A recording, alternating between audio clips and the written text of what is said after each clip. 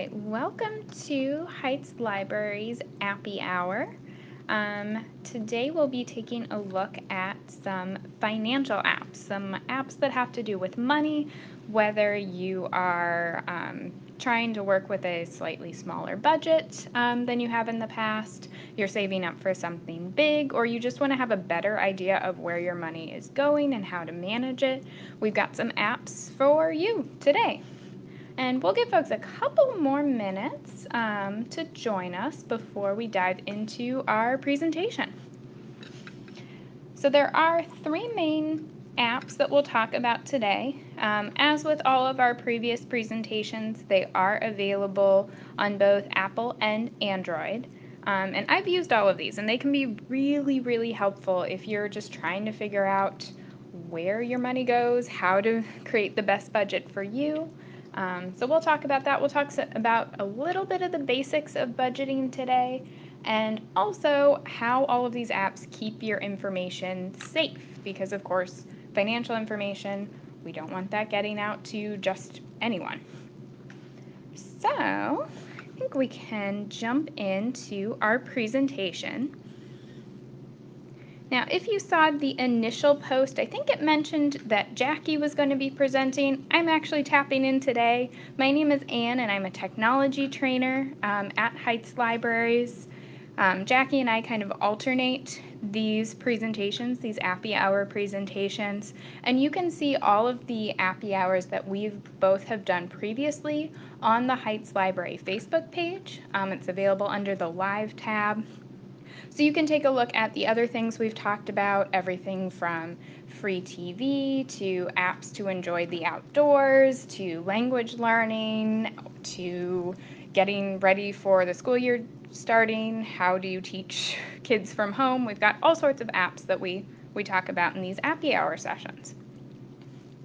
Now, as I mentioned, all of these are available for both Apple devices, iPhones and iPads, as well as Android devices. So any of the apps that I mentioned today will be available in the Apple App Store if you're on an iPhone, or the Google Play Store if you're on an Android device.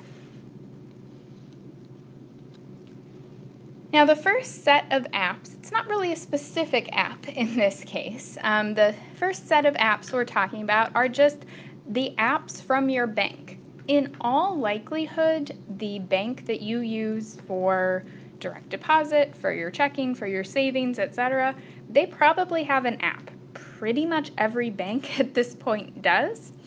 We've just got a couple of examples on this slide of places that people in Cleveland tend to use. And this is really a good first step if you are trying to figure out your budget, see where your money is going. These are pretty easy to set up. Generally, if you have online banking already, you'll just use your username and password to get into it.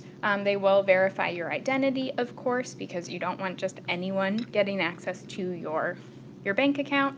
But you can do most things that you would go to a bank branch for from your smartphone then. And that obviously has an advantage right now where bank branches may not be open, or only a few of them are, or there might be really, really limited hours. So this includes things like viewing your account balances, seeing how much is in your bank account. You can set up auto pay for bills. You can even deposit checks without having to go to an ATM or go into a bank. You can actually snap pictures of it through the app on your smartphone, and they'll be deposited sometimes immediately into your account. You can also use these apps to transfer funds from account to account and even from bank to bank. So it makes your life so much easier if you can do this straight from your smartphone rather than taking time to go to a bank that may even be closed currently. So this would probably be the first step I'd recommend if you're getting into financial apps, banking apps, just getting started with this. Now, one important question, since we are talking about financial information, sensitive, important information, is how is my information being protected? And all of the apps we talk about, from your banking apps to the other two we'll talk about today, use encryption. So encryption is essentially a secret code, a way of protecting your information as it goes from one place to another.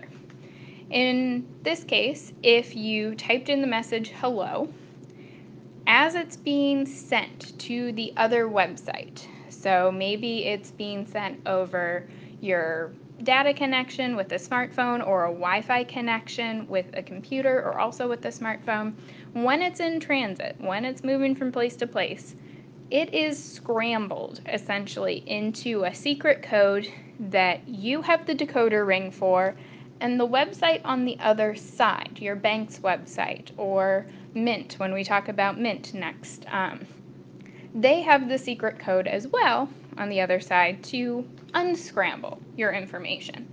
But if something happens in between, if your information is intercepted as it's being transmitted, the person who gets it just gets that crazy looking code, and they don't actually know what's in your bank account, what your bank account number is, your username, your password, etc. So every app we'll talk about today does use encryption to protect information because they know that's important when we're talking about financial information.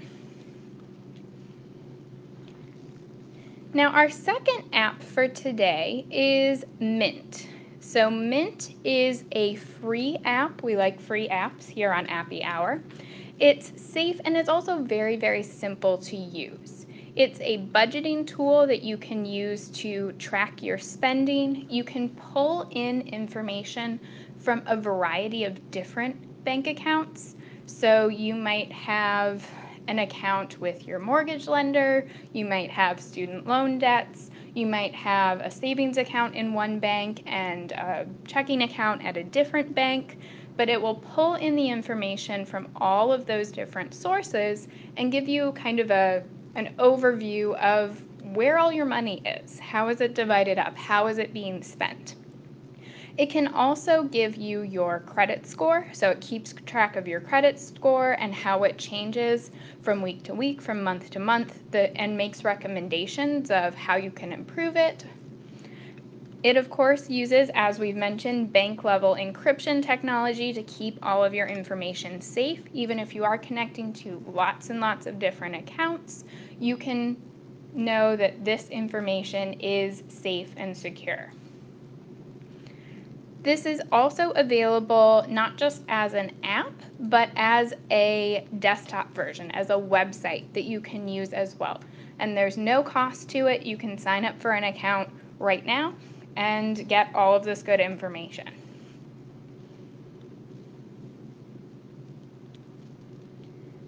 Now, these are a couple of the screenshots from Mint, so it gives you a little bit of an idea of what the app actually looks at. So it does show here a breakdown of all the different accounts. This particular person has a couple of accounts, bank accounts with Wells Fargo, so a checking and a savings account, information about credit card debt, about loans, about investments that you might have, so you can get an overview of where that money actually is. This also shows you an example of your credit score. So it points out that this is a very good score. It's up 8 points from the last month, and it'll list the factors and individual information about what's affecting your credit score as well.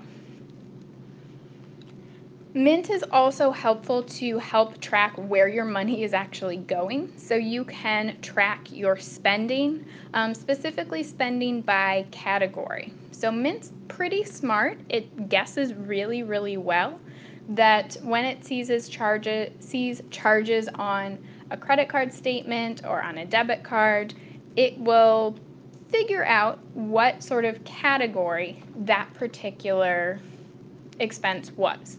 Whether it was stopping for gas, whether it was your bills and utilities, whether it was shopping or groceries. So it'll actually break it out into nice charts like this, where you're able to see where your money's actually going. And along with that, it can help with budgeting too. So you can set up separate budgets, separate amounts that you want to spend every month. And Mint will keep track of that. It'll let you know, hey, you went a little bit over this month in this category. So do you want to increase the amount you're budgeting, or do you just want to keep an eye on it in the future? So you can put in your own amounts. It'll also make some recommendations based off how much you've spent in the past as well. So you don't just have to guess at the amount you might spend on auto and transport. It'll make recommendations, and it will give you those itemized transactions as well, where you can see where that money is going. So this all works really well together to give you a view of all of the money that you have, where it's going, where it's being used, and how you can actually create and stick to a budget then, all within Mint. Now our next app isn't a free app, which I know is kind of rare on Appy Hour, but it's really, really good, so we wanted to include it. And this is You Need a Budget. It's often abbreviated YNAB, so you might see that around a lot. It was originally a book, but now it's a budgeting website and app. And the app provides a lot of information and guidance on budgeting. With Mint, you can set up those individual categories. With You Need a Budget, there's a lot more structure built into it and a lot more recommendations as to how you should create your budget yourself. So in terms of cost, you can try it for 30 days for free. After that, it's about $12 a month, or you can get a little bit of a discount at $84 a year. And to put that in context, I think that's around the cost. $12 a month is about the cost of Netflix every month, so not too bad considering. You Need a Budget highlights 4 rules, which are pretty standard in a lot of budgeting practices. One of them, number 1, is give every dollar a job. So you want to account for all the money that's coming into your account and knowing exactly what those dollars are going to be doing. So that way you're not surprised by sudden expenses. You have kind of a realistic view, which ties into our next point, of where that money needs to go to help you break even, make sure you're on budget. So every dollar gets a job. That job could be savings, it could be a rainy day fund, but every dollar is going to be accounted for with You Need a Budget. You also should embrace with You Need a Budget your true expenses. So you want to make sure that you're realistic with yourself about where that actually goes. This can help if you are looking at less frequent expenses, things like saving up for holidays, saving up for birthday presents. If you pay for your insurance every 6 months or every year, then breaking those expenses down into monthly installments, essentially. So you're not surprised by those big ticket items later on, you've saved up for it. Of course, we can't always predict how our budget's going to be affected by what's going on. There's a rule here that's just roll with the punches. Of course, sometimes you're going to go over budget. That happens. It's totally okay. And you can kind of pull money from other places within You Need a Budget. So if you spend too much on groceries this month, maybe you pull money in from entertainment to cover whatever that shortcoming is. And finally, there's also age your money. So aging, you might be more familiar with the term saving, because that's really what we're doing here. So that's trying to put money aside that can age, that can grow, so you don't have to worry about emergency expenses. You are able to set some money aside to use in the future then, to age it. We also have some screen caps, of course, from the You Need a Budget app.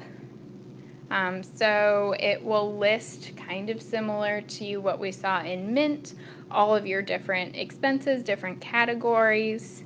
You can assign the amount that you want to put toward each category every month. It'll give you an idea of how much money is available, what needs to be added to one of these categories. You can import transactions, so similar to Mint again, where you can pull in information from your bank accounts, from your investment accounts.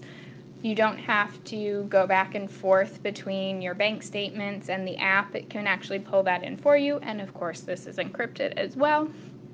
And you can also set goals. So like we mentioned, you want to be able to break down those big expenses into smaller amounts that you can put toward it over a period of time.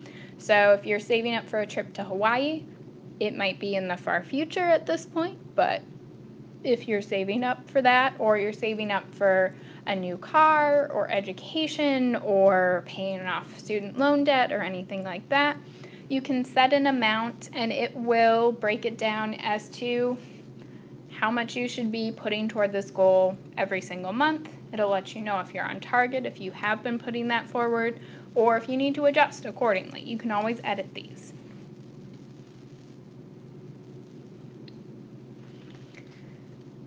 We also mentioned that, of course, at some point you're probably going to overspend, but You Need a Budget gives you really easy ways to move money around within your different budgets to make sure that those overspending times are covered.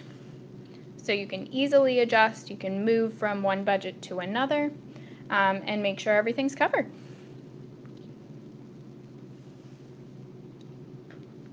These apps, again, are available through your device's app store.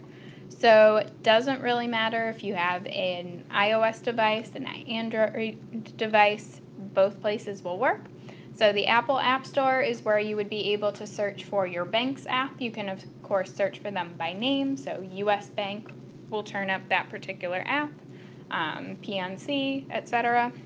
Can also search for Mint, and you can also search for You Need a Budget. I would use the acronym there, so YNAB, and that should turn up those apps as well.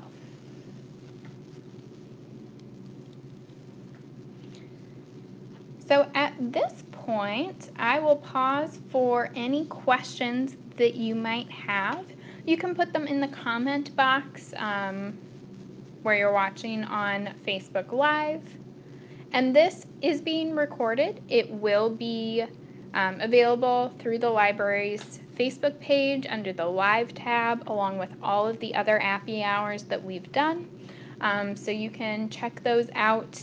You can recommend it to a friend. They don't, of course, have to watch it live, but they can always come back. You can refer back to these at any time. So we'll hang out and wait for some questions if you have anything about apps, financial apps, apps that you use to manage your money. We specifically looked at your individual banking apps. That's a really good place to start because you're probably familiar with your bank. You want to make sure money's going into the right account. You want to see all of your different transactions. You don't have to wait for your bank statements then. You can actually just check and see what amount is in your bank account from your phone at any time. We also took a look at Mint as well. So Mint is that free budgeting app. You can connect all your different accounts, set up different budgets, and it'll keep you on target. Also gives you your credit score, which is a nice thing to have. And finally, we had You Need a Budget. You Need a Budget is a paid app, but it's got a really powerful program and system behind it to help you start budgeting, making sure that all of your money is accounted for. You are very specific in the amounts that you need to save, the amounts that you need for every single kind of category in your spending. So 3 really good options if you're looking to get a handle on your money.